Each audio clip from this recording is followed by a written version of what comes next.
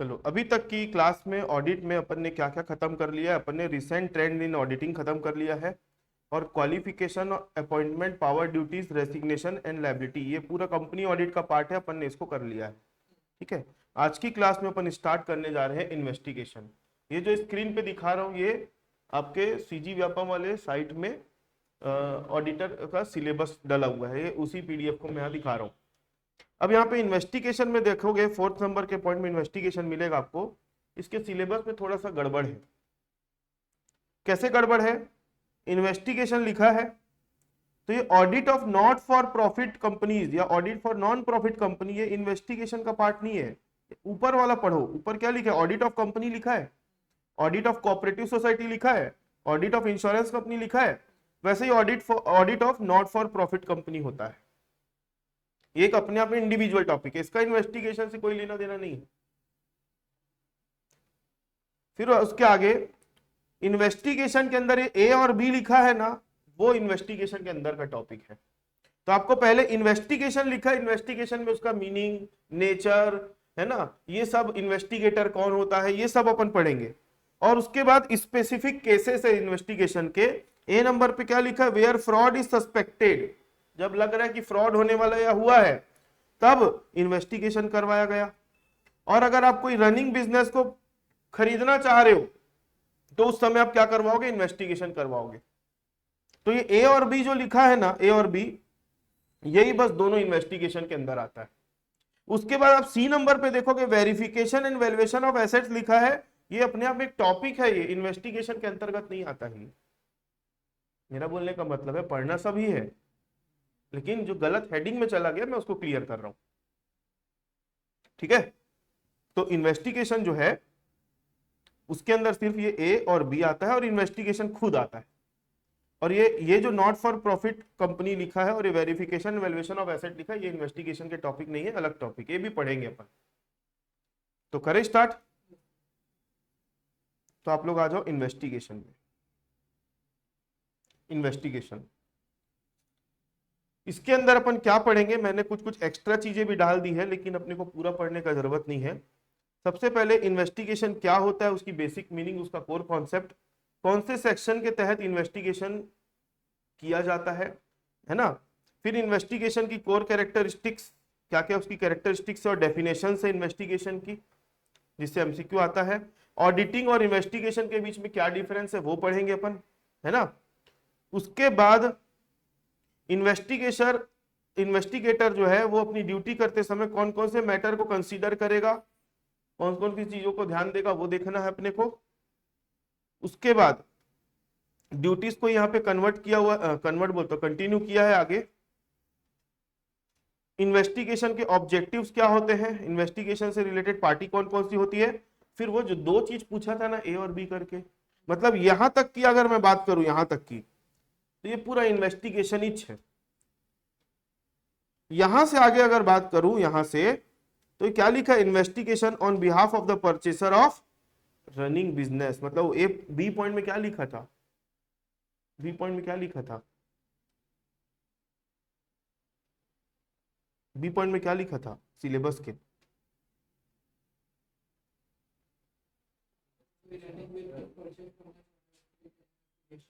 B point में क्या लिखा था? When running business is proposed.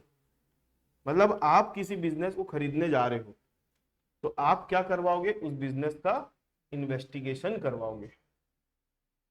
तो हम अभी वो देखेंगे। उसके बाद क्या लिखा है? ये पूरा उसी के ऊपर बेस्ड है।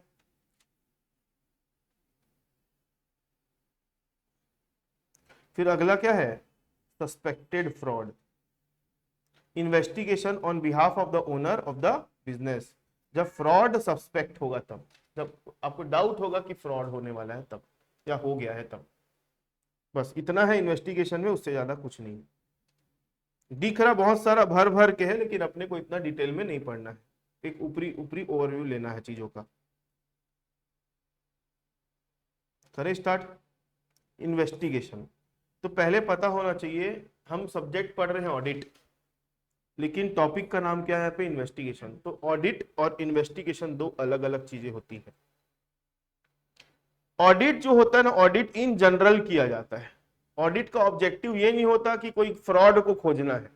ऑडिट करते करते अगर कोई फ्रॉड मिल गया तो बात अलग है, लेकिन ऑडिट करने अगर जो ऑडिटर जाता है वो फ्रॉड खोजना उसका उद्देश्य नहीं रहता है। उसका उद्देश्य रहता है फाइनेंशियल स्टेटमेंट को एग्जामिन करना। वो काम करते करते अगर फ्रॉड एरर मिल जाते तो वो बात अलग है, उसको भी रिपोर्ट करेगा वो।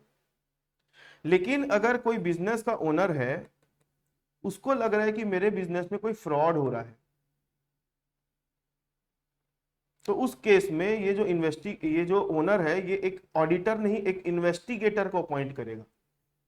जा भाई पूरा चेक करो और बताओ कहां फ्रॉड हो रहा है, वो निकाल के बताओ। ऑडिटर जनरल होता है ना, इसके लिए इसके ऊपर एक स्पेसिफिक टाइम होता है कि इतने दिन में आपको ऑडिट पूरा करना है। इन्वेस्टिगेशन का कोई स्पेसिफिक टाइम नहीं होता। हाँ राजदीप, एमसीक्यू के बारे में मैंने बोला है अभी पिछली क्लास में। इन्वेस्टिगेशन जो है वो स्पेसिफिक होता है, ऑडिट क्या होता है, जनरल होता है। ठीक है, तो स्पेसिफिक होने के कारण इसका कोई टाइम लिमिट नहीं होता। जब तक आपको फ्रॉड जो भी हुआ है वो पकड़ में ना आए तब तक इन्वेस्टिगेशन चलता रहेगा।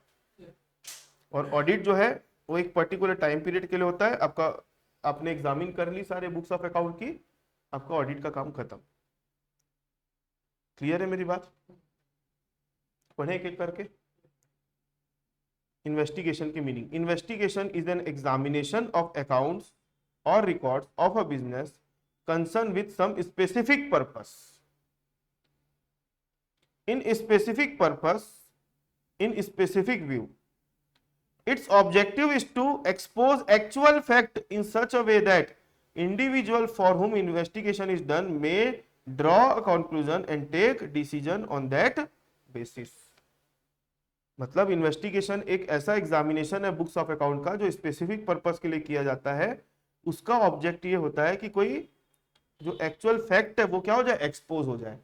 जैसे कि फ्रॉड एक एग्जांपल है, फ्रॉड और भी केस में इन्वेस्टिगेशन किया जाता है।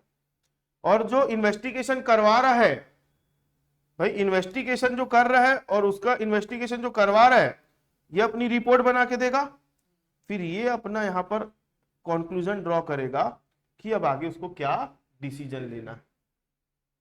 समझ में आ गई बात? Investigation is conducted in addition to regular audit of account and is thus a security of account pertaining to several years, whereas an audit relates only to a particular period, that is a financial year. क्या समझ में आया इससे बताओ? Investigation जो है वो audit के एडिशन में कराई जाती है। ऑडिट हो रहा है इसका मतलब ही नहीं इन्वेस्टिगेशन नहीं। ऑडिट करते करते ही अगर फ्रॉड मिल गया तो ऑडिटर तो पूरा गहराई तक जाके चेक नहीं करेगा, तो ऑडिटर के काम के बाद उसके एडिशन में इन्वेस्टिगेशन होगी फिर कि कहां फ्रॉड हो गया, अब हमको देखना है। ऑडिटर जब ऑडिट करता है तो किसी पर्टिकुलर पीरियड का ऑडिट करता है, 1 साल का, लेकिन इन्वेस्टिगेशन सेवरल ईयर्स का एक साथ किया, पिछले 10 साल का भी डेटा निकाल के आपका इन्वेस्टिगेशन हो जाए। मतलब उसका दायरा बहुत वो हो जाता है, लेकिन पर्पस स्पेसिफिक होता है। सीधा सेक्शन 210, सेक्शन 210 में आ जाओ। The central government may order an investigation in terms of section 210 of the companies act when there may be a suspicion of fraudulent and unlawful activity carried by the company. Company act की section 210 में लिखा है कि अगर company किसी unlawful activity में लगी हुई है या फिर कोई सस्पिशियस या फ्रॉडुलेंट एक्टिविटी में लगी हुई है, तो उस केस में जो सेंट्रल गवर्नमेंट है वो ऑर्डर कर सकती है सेक्शन 210 के तहत कि इस कंपनी का क्या कराया जाए, इन्वेस्टिगेशन कराया जाए। The person appointed by the central government to investigate is called inspector, not an auditor. यहां पर इसको इन्वेस्टिगेटर या इंस्पेक्टर बोला जाएगा, ना कि क्या बोला जाएगा, ऑडिटर। आगे बात समझ में? Definitions of investigation, Spicer and Pegler, इनकी डेफिनेशन क्या है? The term investigation implies an examination of the account of a business for some specific purpose. लैनचेस्टर इन्होंने क्या डेफिनेशन दी है? टेलर एंड पेरी ने क्या डेफिनेशन दी है, डिक्सी ने क्या डेफिनेशन दी है, जे आर बॉटली बॉय ने क्या दी है। देखो जे आर बॉटली बॉय जो है ना बहुत फेमस नाम लग रहा है मेरे को, बार बार आ रहा है, तो इसको तो छोड़ना ही मत भाई आप लोग, ठीक है। और स्पाइसर एंड पैगलर, तो आप लोग ये डेफिनेशंस रीड कर लेना और अपने की पॉइंट्स बना लेना कि कौन से डेफिनेशन में किस चीज पर ज्यादा जोर दिया गया है।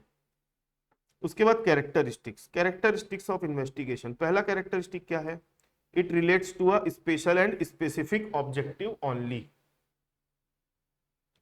It's scope may be extended और curtailed according to its objective. Extended मतलब उसके स्कोप को बढ़ाया जा सकता है, curtailed मतलब कम किया जा सकता है, काट दिया जा सकता है, ठीक है। तो डिपेंड करेगा किसके ऊपर, ऑब्जेक्टिव के ऊपर। इन्वेस्टिगेशन का ऑब्जेक्टिव क्या है, इन्वेस्टिगेशन का पर्पस पूरा होने वाला है तो उसके स्कोप को क्या कर दिया जाए, कम कर दिया जाए, हो गया भाई हमारा पर्पस पूरा। और नहीं हुआ है तो फिर बढ़ाया जा सकता है। It is a critical examination and verification of specific record for a specific period.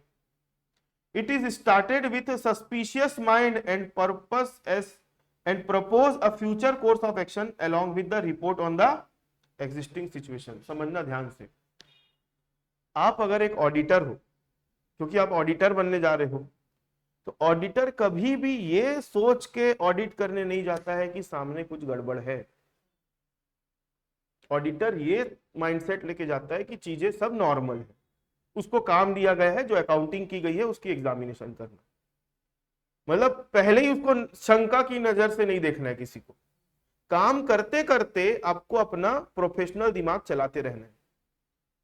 काम करते करते अगर आपको कोई गड़बड़ी मिल रही है तब आप उसके ऊपर सवाल उठा सकते हो, लेकिन पहले से आप किसी को गलत समझ के बैठ जाओ, ये ऑडिटर का काम नहीं। लेकिन इन्वेस्टिगेटर जो होता है ना, वो पहले से डाउट में जाएगा, गड़बड़ है कहीं, कुछ तो गड़बड़ है दया। समझे मेरी बात, इन्वेस्टिगेटर और ऑडिटर जो है ना, इन दोनों का पर्पस और माइंडसेट अलग होता है। क्योंकि इन्वेस्टिगेटर को तभी अपॉइंट किया गया है कि वहां पे कुछ तो भी है। Its report is analytical, descriptive and exhaustive so that relevant and correct conclusion may be drawn and action initiated। जो ऑडिटर की रिपोर्ट होती है ना, वो एक रीजनेबल एश्योरेंस देती है। ऑडिटर अपनी रिपोर्ट में रीजनेबल एश्योरेंस दिए ऐसा लिखता है, अपन रिपोर्ट पढ़ेंगे तब बताऊंगा। तो उसका मतलब क्या होता है, ऑडिटर बोलता है कि मैं आपको इस रिपोर्ट में रीजनेबल एश्योरेंस दे रहा हूं, मतलब ऑडिट होने के बावजूद ये हो सकता है कि जितने फाइनेंशियल स्टेटमेंट में कुछ ना कुछ गड़बड़ियां हो सकती है। इसके पीछे कारण ये है क्योंकि अगर कोई गलती की गई है ना, गलती वो तुरंत पकड़ में आ जाती है, और अगर कोई फ्रॉड किया गया तो जानबूझ करके छुपाई हुई चीज होगी, तो पूरा फील्डिंग जमा के रखा होगा सामने वाला, तो फ्रॉड आसानी से पकड़ में नहीं आता। समझे मेरी बात। तो ऑडिटर जो होता है उसके पास एक लिमिटेड टाइम होता है, इनहेरेंट लिमिटेशन बोलते हैं ऑडिट की। तो ऑडिटर के पास लिमिटेड टाइम होता है, उसको लिमिटेड पैसा दिया जाता है, उसके काम का फीस भी लिमिटेड होती है, तो इसलिए वो अनलिमिटेड काम नहीं कर सकता, अनलिमिटेड रिसोर्सेस नहीं होती उसके पास। क्योंकि ऑडिटर एक फिक्स्ड पीरियड में जाएगा, ऑडिट करके आ जाएगा, और आखिरी में जब रिपोर्ट देगा ना तो बोलेगा मैंने अपना रीजनेबल एश्योरेंस दिया, कि ऑडिट करने के बाद भी जरूरी नहीं है कि इसमें ये पूरा एकदम चोखा है, इसमें कुछ ना कुछ गड़बड़ी निकल सकती है। समझ में आ गई बात। लेकिन हाँ, ऑडिटर ऐसा मतलब नहीं रीजनेबल एश्योरेंस दे दिया तो अपने काम को अच्छे से नहीं करेगा। ऑडिटर पूरा एक एक चीज का क्या इकट्ठा करेगा, ऑडिट एविडेंस इकट्ठा करेगा जो जो उसने काम किया है, और पूरे वर्किंग पेपर बना के चलेगा कि कल को उसके काम के ऊपर कोई उंगली उठाए कि तू ये चेक नहीं किया, वो चेक नहीं किया, तो ऑडिटर वो सारे वर्किंग पेपर को सामने वाले को दिखाए, देखो भैया मैं चेक किया हूं, पूरा एक एक चीज का मेरे पास डिटेल। कल को अगर कोई कोर्ट में उसके ऊपर केस भी कर देगा तो ऑडिट एविडेंस और वर्किंग पेपर उसका एज अ सबूत बन के जाएगा वहां पे, एविडेंस, उसके बेस पे वो लड़ाई कर सकता है। लेकिन इन्वेस्टिगेशन जो होता है, इन्वेस्टिगेशन जो होती है उसकी रिपोर्ट एनालिटिकल होती है, डिस्क्रिप्टिव होती है मतलब डिटेल्ड है ना, और एग्जॉस्टिव होती है, मतलब इसमें तुरंत जो जिसके लिए इन्वेस्टिगेशन किया गया है वो तुरंत कंक्लूजन ड्रॉ करेगा और उसके आधार पे क्या ले लेगा, सामने वाले के ऊपर एक्शन ले लेगा। इट में involve personal examination of the directors, auditors and other affair of the company to ascertain the real fact behind the situation under investigation। Its purpose has no specific rule और provision. जैसे auditor जब audit करने जाता है तो auditing standards follow करता है, ऐसे इसके लिए कोई स्पेसिफिक रूल प्रोविजन नहीं। All rights duties and obligation depend upon the terms and condition of the contract of the appointment. ठीक है, last, it has standard procedure for the different as in each case of problem are totally different from other. Investigation यहाँ का करने जाओगे तो यहाँ कुछ अलग नियम कानून लगे होंगे, तो दूसरी जगह करोगे तो वहां का अलग चलेगा। तो ये हो गया आपका इन्वेस्टिगेशन का क्या कैरेक्टरिस्टिक्स और डेफिनेशन। इसके बाद डायग्नोस्टिक मैट्रिक्स, ये सब कुछ कुछ वर्ड लिखे ना, इसको इग्नोर करना। ऑडिटिंग वर्सेस इन्वेस्टिगेशन का डिफरेंस बिटवीन है। ठीक है, तो 2 पेज में कवर्ड है ये। टोटल कितने डिफरेंस है, 16 पॉइंट है। तो ये मैं आप लोगों को रीड करने के लिए दे दूं। जनरल पॉइंट्स ही है, इसमें आप लोगों को एक काम दे रहा हूँ, रीड करोगे ना आप लोग, तो इसमें कोई पर्टिकुलर पॉइंट में अगर डाउट होगा तो बिल्कुल मेरे से पूछ लेना। ठीक है, कहीं पे भी कोई नोट्स पढ़ते समय, कुछ भी करते समय डाउट हो रहा है, आप कभी भी कॉल लगा लो। हो सकता है जैसे क्लास ले रहा हूं तो कॉल नहीं उठा पाऊंगा, लेकिन मैं बिल्कुल आपके सवाल का जवाब दूंगा। मैं लेट नाइट कॉल करके आपको आपका डाउट क्लियर करूंगा, लेकिन करूंगा। ठीक,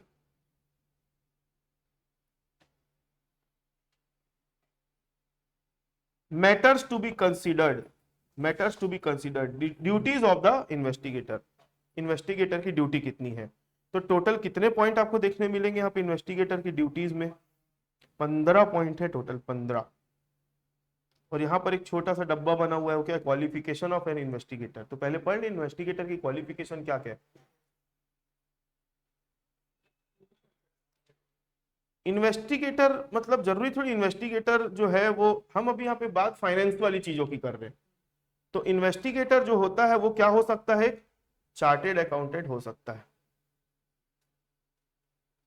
हो सकता है कि होना चाहिए, शुड बी। इन्वेस्टिगेटर का क्या होना चाहिए, एक chartered accountant. He should have experience of conducting investigation, मतलब उसको इन्वेस्टिगेशन के काम का अनुभव होना चाहिए। He should have acquired knowledge about the business of the concern, मतलब जिस बिजनेस का इन्वेस्टिगेशन करने गया उस बिजनेस को उसको नॉलेज होना चाहिए। He should have complete knowledge of bookkeeping and accountancy. He should be honest, hardworking and dutiful. He should be strict to his duty, that is he should not work under the pressure of other, मतलब investigator का भी independent होना जरूरी है। तो हम अभी क्या पढ़ रहे थे, क्वालिफिकेशन। क्वालिफिकेशन में जनरल पॉइंट्स है, ये सारे ऑडिटर के लिए भी अप्लाई होते हैं। ड्यूटीज, पहली ड्यूटी क्या है, obtaining written instruction about scope of work, object and period to be covered. Investigator कौन होता है पहले बताओ, एक इंसान होता है जो दूसरे पर्सन के लिए इन्वेस्टिगेशन करने आया है। तो उससे पहले रिटन इंस्ट्रक्शन ले लो भाई कि क्या क्या काम आपको करना है। तो सबसे पहले रिटर्न इंस्ट्रक्शन लोगे तो क्या लिखोगे उसमें, स्कोप ऑफ वर्क, क्या क्या ऑब्जेक्ट्स रहेंगे आपके, मतलब क्या क्या चीजों को आपको इन्वेस्टिगेट करना है और आपका ऑब्जेक्टिव क्या है, और पीरियड टू बी कवर्ड, कितने पीरियड का इन्वेस्टिगेशन करना है। अच्छा, इन्वेस्टिगेशन के बारे में बात हो रही तो शुरू से अपन फ्रॉड को ही लेके चल रहे हैं, तो जरूरी क्या फ्रॉड हुआ तभी इन्वेस्टिगेशन? नहीं। अरे भाई आज के डेट में अगर कोई लड़का लड़की की शादी भी हो रही है तो इधर उधर से पूछते नहीं है, लड़का कैसा है, पीता खाता तो नहीं है, क्या काम करता है, हमको बताए ये बिजनेस कर रहा हूँ, क्या ऐसा करता है कि नहीं, पता करवा रहे कि नहीं। इसके लिए हम किसी को बोलते हैं भाई तू देख तो थोड़ा सा पता करवा देना, तू लोकल है वहां का, होता है। तो वो भी आप इनडायरेक्टली क्या करवा रहे हो, सामने इन्वेस्टिगेशन ही करवा रहे हो। तो वहां पे क्या जरूरी है कि वो लड़का अच्छा निकल गया तो उसने फ्रॉड किया, जरूरी थोड़ी है। आप अपना पर्पस पूरा करवा रहे हो तो उस प्रोसेस को तो इन्वेस्टिगेशन ही बोलेंगे। दूसरा, आप किसी के बिजनेस को खरीदने जा रहे हो या आप किसी बिजनेस के पार्टनर बनने जा रहे हो, तो आप क्या कर सकते हो, मेन तो पार्टनर के केस में नहीं होता, बिजनेस आप खरीदने जा रहे हो तो वो बिजनेस बाहर से तो अच्छा अच्छा दिख रहा है, क्या अंदर में एक्चुअली वो बिजनेस ऐसा है? तो आप अपने एक आदमी को भेजो जो इन्वेस्टिगेशन करेगा पूरा, और जो चीजें दिख रही है पूरा उसके बारे में। यहाँ पे पर्पस क्या, फ्रॉड खोजना नहीं है, उस बिजनेस की रियलिटी चेक करने की क्या वाकई में ये प्रॉफिटेबल है कि नहीं है, हमारा पैसा लगाना सही, कहीं पैसा देंगे डूब तो नहीं जाएगा, उसके ओनर कौन है उसके बारे में पता लगा लो। इन्वेस्टिगेशन, समझ में आ गई बात? एक और एग्जांपल दे रहा हूं, जब आप मकान खरीदते हो, फाइनेंस कराते हो, तो एक सर्च रिपोर्ट बनती है, याद है? सर्च रिपोर्ट सुने होंगे। तो वो भी क्या है, आपके मकान के बारे में पूरा डिटेल मंगाया जा रहा है, investigation. Next, formulation of investigation programme. अब हमको अपॉइंटमेंट मिल गया है, तो अब इन्वेस्टिगेटर क्या करेगा? इन्वेस्टिगेशन कंडक्ट करने के लिए पहले इन्वेस्टिगेशन का क्या करेगा? प्रोग्राम बनाएगा। और प्रोग्राम किसके आधार पे बनेगा? जो उसका स्कोप होगा, ऑब्जेक्ट होगा, उसके हिसाब से। Collection of relevant detail about the business. Business के बारे में जो भी जरूरी जानकारी है वो इकट्ठा करेगा, कंडक्ट करेगा, है ना, कलेक्ट करेगा, sorry. Inquiry about the reputation of individual and the business concern. जिनका बिजनेस का इन्वेस्टिगेशन करना है, तो वहां जो इंडिविजुअल्स काम कर रहे हैं, जो बिजनेस है, उसके बारे में इंक्वायरी करेगा कि उनकी रेप्यूटेशन क्या है। ठीक है। Parties making use of investigation. The investigator must be fully aware of the person who will make the use of the result of his investigation because his report shall be prepared from the corresponding angle. इसका मतलब क्या समझ पा रहे हो?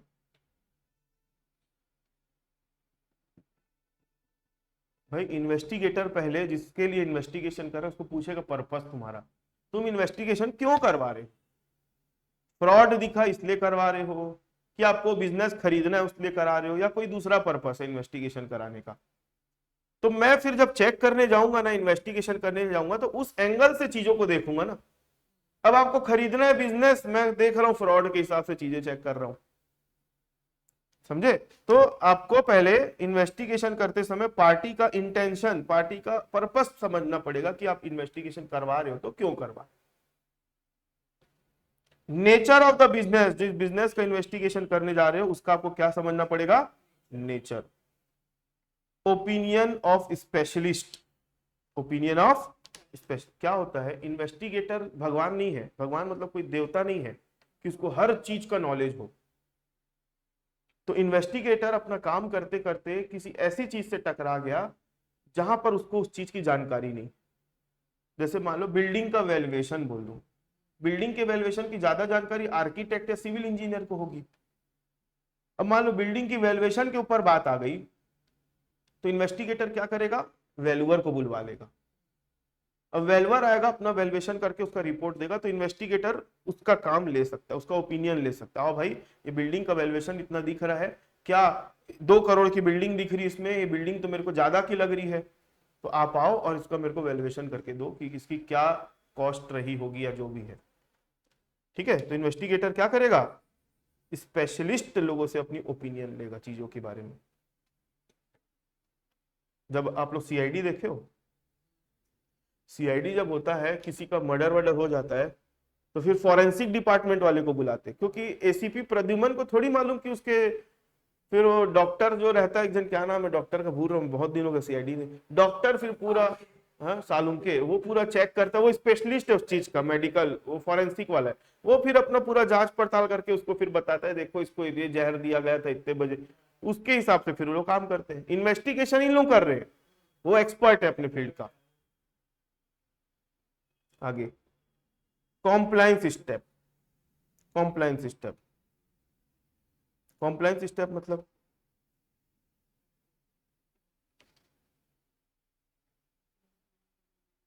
Contact with auditor.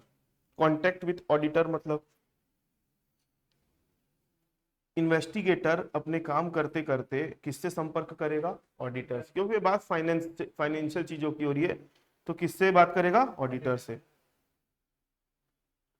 To work with requisite personal qualities मतलब, to work with requisite personal qualities मतलब, personal quality मतलब इन्वेस्टिगेटर का क्या होना जरूरी है? ऑनेस्ट। ठीक है। He should approach his work with reasonable skill, care and due diligence, मतलब एक प्रोफेशनल क्वालिटी होनी चाहिए। Preservation of working paper. Investigation अपना इन्वेस्टिगेशन का जब इन्वेस्टिगेटर जब अपना इन्वेस्टिगेशन का काम करते रहेगा, तो जो भी वर्किंग पेपर उसने इकट्ठा किए हैं उसको प्रिजर्व करके रखेगा। Confinement to purpose and secrecy. Confinement to purpose and security, secrecy. The investigator should always keep in mind the purpose of the investigation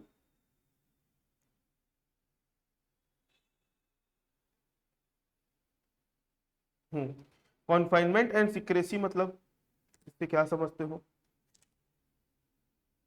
मतलब इन्वेस्टिगेटर इन्वेस्टिगेशन करते समय अपने दिमाग में वो बात, मतलब को अपने ट्रैक से नहीं हटना है। तो किस काम के लिए आया है, तेरे को उस काम से कन्फाइन रहना, मतलब उसमें टिके हुए रहना, चिपके अड़िग रहना उसमें। और जो भी काम कर रहे हैं उसमें क्या मेंटेन करना पड़ेगा? सिक्रेसी। सिक्रेसी। उसके बाद फ्रीडम फ्रॉम इन्फ्लुएंस, मतलब इन्वेस्टिगेशन का क्या होना जरूरी है? इन्वेस्टिगेटर का इंडिपेंडेंट होना जरूरी है, किसी के दबाव में आके काम नहीं करना है। Reliance of account and record, when the books and record have been properly maintained and the accounts have been audited, the investigators work become simplified। मतलब जब इन्वेस्टिगेटर इन्वेस्टिगेशन करने गया है तो जिस बुक्स ऑफ अकाउंट का वो इन्वेस्टिगेशन कर रहा है, अगर वो ऑडिटेड है, अगर वो क्या है? ऑडिटेड है और प्रॉपरली मेंटेन की गई है, तो उसके काम को में थोड़ी आसानी होगी कि नहीं होगी?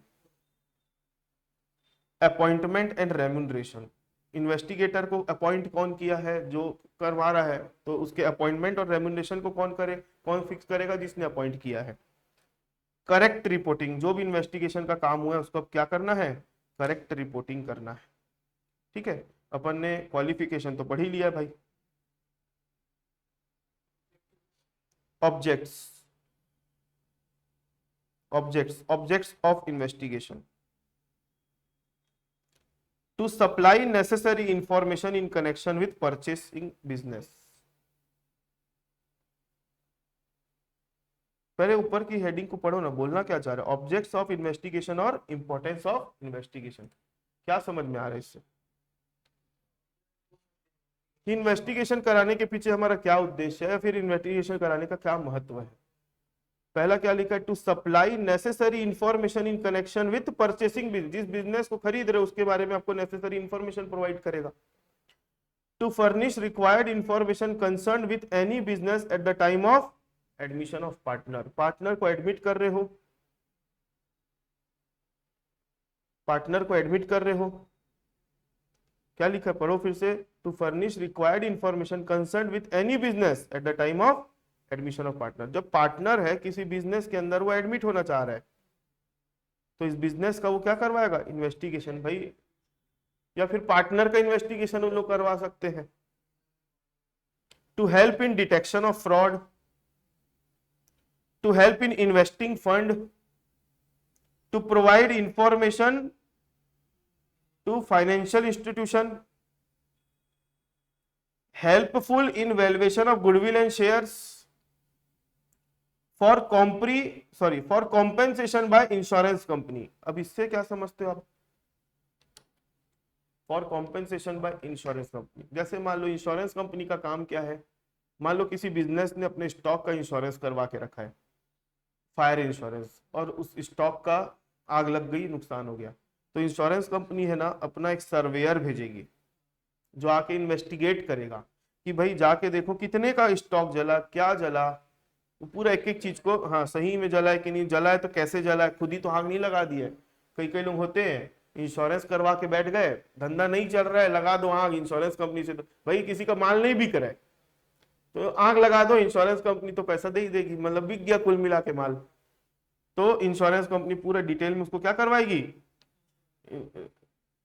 मतलब उसका इन्वेस्टिगेशन करवाएगी। ये रिपीट हो गया point. To provide information regarding undisclosed income, कोई ऐसी इनकम है, ये खास करके छापा वापा नहीं पड़ता है, उस केस की बात है, अनडिस्क्लोज इनकम, वहां पर जाके इन्वेस्टिगेशन होगा।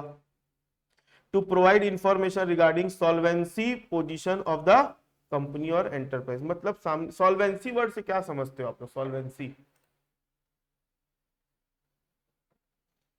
ये वाले पॉइंट्स को डिटेल में एक्सप्लेन करूं बोल रहे हो राजदीप? इसमें कोई पर्टिकुलर पॉइंट अगर है जिसमें आप लोगों को समझ में नहीं आ रहा है, वो आप बता सकते हो। बाकी अगर मैं बोलूं तो ये सिर्फ है ना ओवरव्यू पॉइंट है। ओवरव्यू मतलब इन्वेस्टिगेशन कब कब कराना पड़ता है, वो सिचुएशन बस बता दिया गया है। ठीक है, बाकी तो मेरे को नहीं लगता इसमें कि आप लोगों को सिर्फ सिचुएशन याद रखनी कि पॉइंट मतलब कब कब इन्वेस्टिगेशन कराया जाता है, ठीक है। और पर्टिकुलर किसी पॉइंट में डाउट है तो आप मेरे को बता दो, मैं उसको एक्सप्लेन कर दूंगा आपको। Fourth and fifth, to help in investing fund, ठीक है। To help in investing fund में डाउट है, सुनो। आप एक इन्वेस्टर हो और आप कहीं पे फंड इन्वेस्ट करने का प्लान कर रहे हो कि इस कंपनी में या इस बिजनेस में आपको इन्वेस्टमेंट करना है, तो आप आंख बंद करके तो इन्वेस्टमेंट कर नहीं सकते। और आपके बेसिक रिसर्च अगर आप करते हो तो उससे इतनी जानकारी निकल नहीं पा रही है कि भाई वहां पर आपको जो जानना है वो उसकी इंफॉर्मेशन मिल नहीं पा रही है उस बिजनेस की। खास करके ये छोटे मोटे इन्वेस्टमेंट की बात नहीं हो रही है, जब कोई बड़ी कंपनी एक दूसरी कंपनी को खरीदने जा रही है या फिर वहां पे पैसा इन्वेस्ट करने जा रही है, तो उस केस में वो बड़ी कंपनी जो पैसा इन्वेस्ट कर रही है वो वहां पर इन्वेस्टिगेशन कराएगी उस चीज का कि कंपनी की पोजीशन क्या है, हम वहां पे पैसा इन्वेस्ट करेंगे तो हमको कितना रिटर्न आएगा, ये सब पूरा वहां पे डिटेल में चेक करवाएगी, ठीक है। Fifth point, to provide financial information to financial institution. Financial institution कौन होती है? फाइनेंशियल इंस्टीट्यूशन कौन होती है? लोन होती है। लोन, लोन मतलब, सॉरी गलत बोला मैंने। फाइनेंशियल इंस्टीट्यूशन कौन होती है? बैंक होती है। आप गए, आपका कोई बिजनेस है, आपका कोई बिजनेस है, आपको लोन चाहिए मान लो 1 करोड़ का। अब 1 करोड़ का लोन चाहिए तो बैंक वाला बस आपके कागजों को देख के तो लोन नहीं दे देगा, क्या ग्राउंड रियलिटी क्या है आपके बिजनेस की वो चेक करने आएगा। तो बैंक वाला क्या करेगा, अपना एक बंदा आपके यहाँ पे भेजेगा, पूरी चीजों को ग्राउंड लेवल पे चेक करेगा, financial as well as non financial, जो लोन से रिलेटेड रहेगा। और उसके बाद बैंक वाला कौन है? फाइनेंशियल इंस्टीट्यूशन है, तो इन्वेस्टिगेशन होने से उसको क्या मिल जाएगी? एक इंफॉर्मेशन मिल जाएगी। फिर बैंक वाला उस बेसिस पे डिसाइड करेगा आपको लोन देना चाहिए कि नहीं देना चाहिए। लास्ट ईयर की बात बता रहा हूं, मेरा एक क्लाइंट है, उसको लोन लेना था, उसकी रिक्वायरमेंट थी कि मेरे को 80 लाख की बैंक गारंटी चाहिए। बैंक गारंटी मतलब एक बीजी बोलते हैं उसको, ये भी एक प्रकार का लोन इच्छा मान के चलो, है ना। और 50 लाख रुपए का उसको टर्म लोन चाहिए। उसके पास जमीन है मान लो 2 एकड़। जमीन कितनी है? 2 एकड़ की जमीन है, उसमें उसको क्या बनाना है? राइस मिल बनाना है। उसने ये नाम से लोन प्रपोज किया कि मेरे को राइस मिल बनाना है और मेरे को इतने रुपए का लोन चाहिए, ठीक है। अब जब बैंक वाले इसके पास गए तो पता चला ऑलरेडी इसकी एक तो राइस मिल बनी हुई है, जो कि उसने बताया नहीं था, ऑलरेडी बनी हुई है। उसके पूछे भैया राइस मिल तो आप बनाने की बात कर रहे हो और आपकी तो राइस मिल बनी हुई है। बोले मेरे पास घर का पैसा रखा था, मैंने उसको यूज करके राइस मिल बना लिया, अब आप मेरे को लोन दे दोगे ना तो मैं वापस उसको अपने घर पे वो पैसे को यूज कर लूंगा। इसका पर्पस ये था, सोच के देखो, मतलब लोन का पैसा लेके पहले उसके पास खुद के पैसे से बना लिया, बाद में लोन लेके उसको लोन में दिखाना चाह रहे हैं राइस मिल को और अपना पैसा को वापस लेना चाह रहे हैं। तो फाइनेंशियल इंस्टीट्यूशन जो होती है उसको इन्वेस्टिगेशन से क्या मिल जाती है? इंफॉर्मेशन मिल जाती है, जिससे वो सामने वाले को फंड प्रोवाइड करे, लोन प्रोवाइड करे कि नहीं करे उसमें, ठीक है। और कोई पॉइंट में किसी को डाउट है? 6th नंबर का पॉइंट भी चलो मैं बता ही देता हूं, helpful in valuation of goodwill and share. देखो, चाहे बात करें गुडविल की, चाहे बात करें शेयर की, दोनों के वैल्यूएशन का आधार होता है फाइनेंशियल स्टेटमेंट्स, ठीक है। कंपनी क्या करती है, कभी कभी, मतलब सारी कंपनियों की बात नहीं कर रहा हूं, कंपनी कभी कभी अपने फाइनेंशियल स्टेटमेंट का विंडो ड्रेसिंग करती है। विंडो ड्रेसिंग समझते हो? बढ़ा चढ़ा के दिखाना चीजों को, अच्छा अच्छा दिखाना और ग्राउंड लेवल पे कुछ और होना। तो गुडविल और शेयर की जो वैल्यू होती है ना, इसके बेस पे बिजनेस का एक वैल्यू जनरेट होता है कि इस बिजनेस की इतनी वैल्यू है। तो आप इन्वेस्टिगेशन कराओगे, तो इन्वेस्टिगेशन कराने के बाद आप ये इंश्योर हो जाओगे कि भाई उसकी जो गुडविल है और उसके शेयर की जो वैल्यू है, हाँ ठीक है, फेयर है, तो आप फिर उसके हिसाब से चीजों को आगे प्रोसीड करोगे, ठीक है। और कोई पॉइंट में डाउट है तो बताओ, फिर अपन आगे बढ़ेंगे।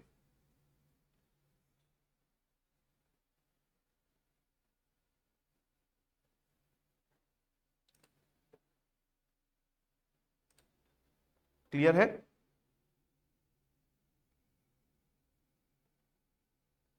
चलो अपन कौन से नंबर में थे?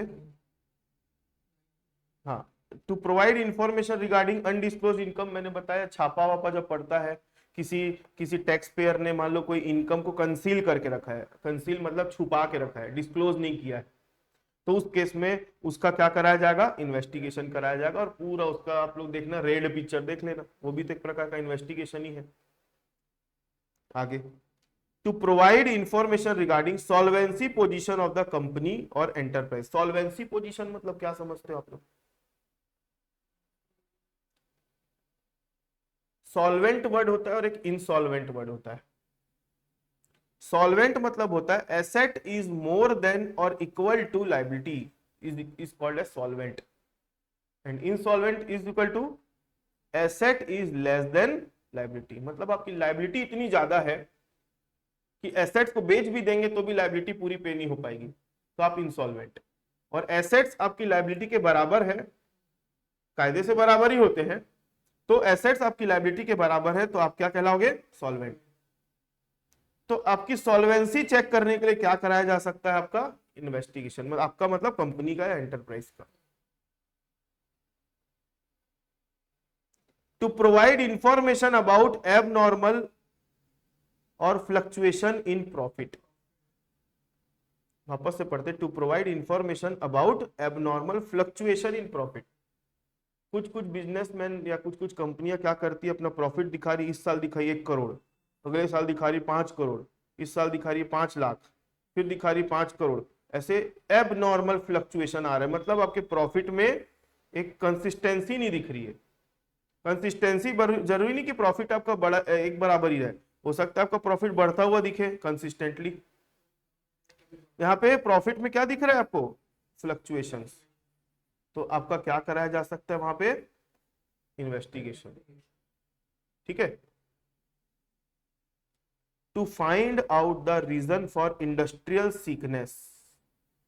इंडस्ट्रियल सीकनेस मतलब आपका बिजनेस कितना स्वस्थ है या आपका बिजनेस कितना बीमार है।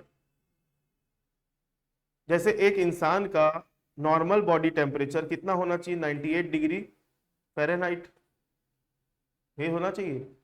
अगर उसका टेम्परेचर 102 आ गया तो इससे क्या समझोगे, हाँ, बुखार है उसको।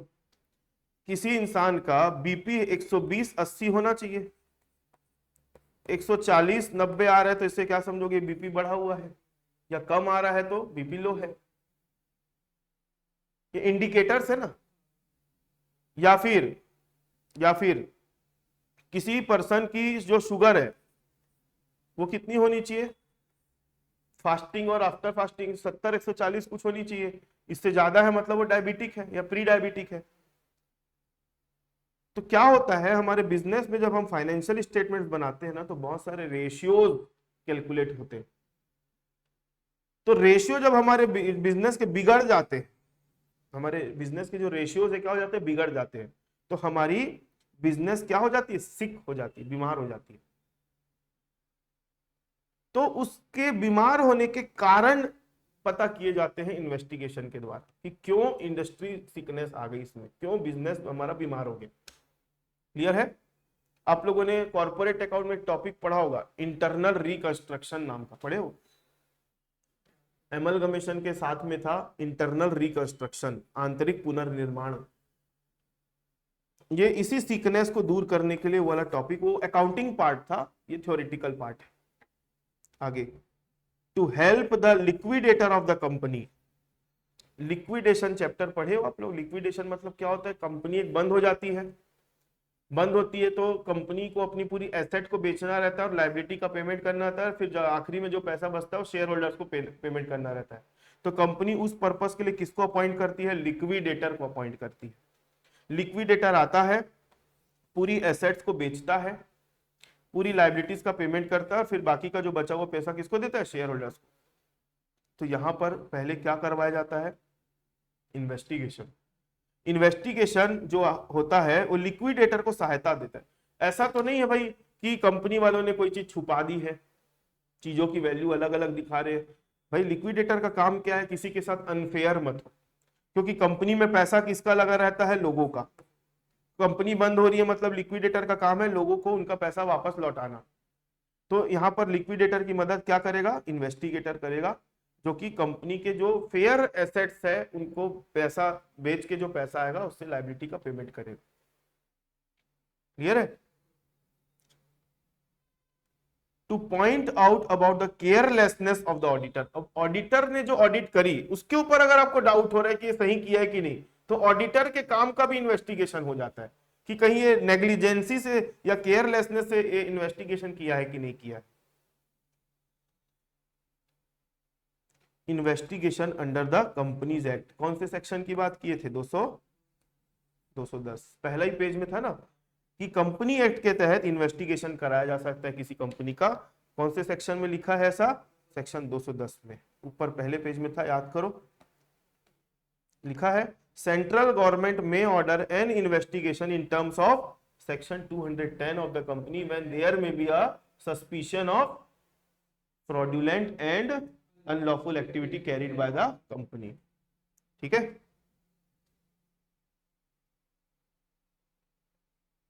समझ में आ गई बात।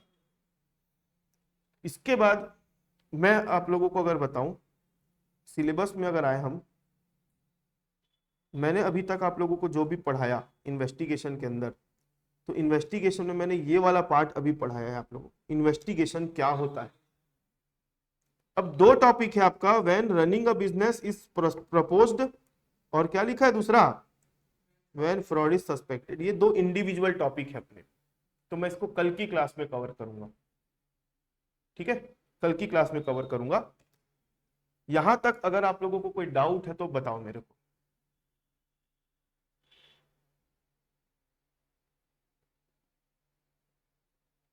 यहां तक अगर कोई डाउट है, ज्यादा नहीं बचा है अब हमारा, बस ये दो टॉपिक बचे हैं, उसको अपन फ्रेश माइंड के साथ पढ़ेंगे।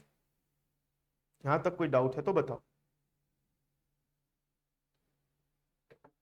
ऑनलाइन वालों, भूपेंद्र, राजदीप, हिमांशी, दुर्गेश, देवती, कोई डाउट है तो बताओ।